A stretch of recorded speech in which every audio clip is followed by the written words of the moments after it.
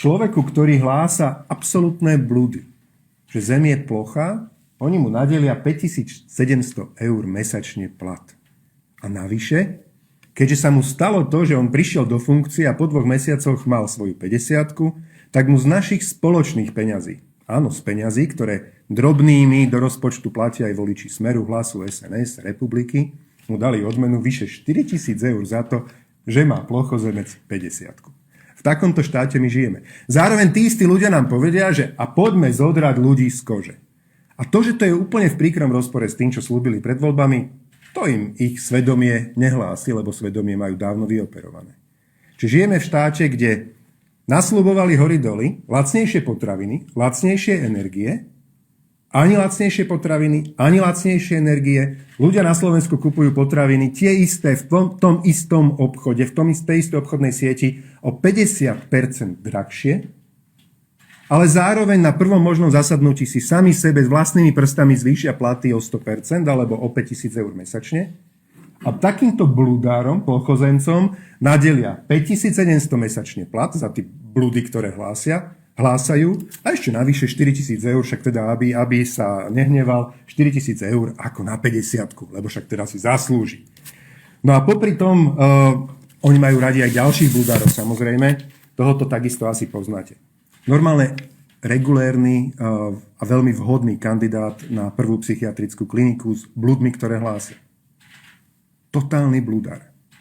Kotlár, ktorému dali 50 000 eur a on, hlupák, sa ešte chváli, že on si z toho kúpil detský mikroskop a že on si doma v svojej teda detskej izbičke, že on si tam pichol do prsta, tam si kvapol kvapku krvi a zobral si ampulku s vakcínou a pod tým detským mikroskopom za tých 50 000 eur skúmal, ako tá vakcína bojuje s tou jeho krvou a teda s nejakými vírusmi.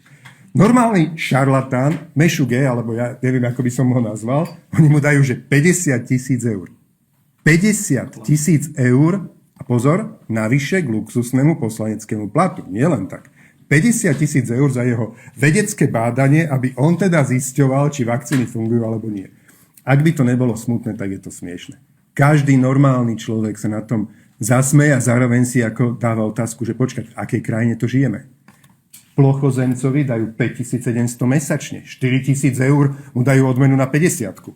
Túto šarlatánovi blúdárovi dajú, aby si on kupoval detský mikroskop a skúmal svoju vlastnú krv a sledoval, teda vyskúmal niečo viac ako tie milióny lekárov a vedcov po celom svete, ako skúmali vakcíny. V takomto štáte žijeme. A kto sa na to zloží? No presne tí ľudia, ktorí volili Smer, Hlas, Republiku a SNS. Gratulujem veľmi rozumnému rozhodnutiu. Viete, čo badám v poslednej dobe? Že ľudia, čo túto zberbu volili, sú v poslednej, tá rozumná časť z tých voličov, je v poslednej dobe ako si zahambená. A keď sa aj rozprávam s inými ľuďmi, tak hovoria, že tí voliči Smeru, Hlasu, SNS, ako si sú ticho, ako si sa im nechce obhajovať tieto svinstvá, ktoré páchajú. Lebo toto sú svinstvá.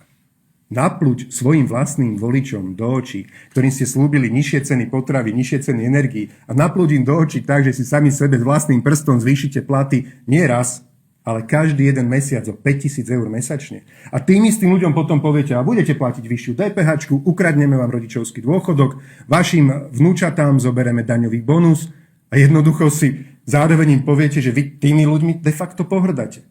Lebo ak by ste si tých svojich voličov vážili, v živote im to neurobíte. Duplom, keď ste sľubovali pravý opak.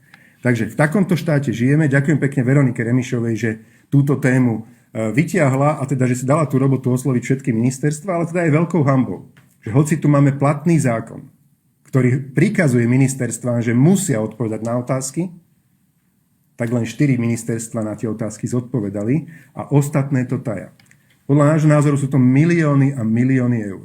Takýmto blúdárom, šarlatánom, ktorým tu vyplácajú kamaráčáky desiatky tisíc eur odmeny, len tak, lebo môžu, lebo naďalej sa riadia tým heslom, ktoré už teda medzičasom mŕtvy vykrádač zdravotníctva Pavol Paška prehlásil: vyhraj voľby a môžeš všetko.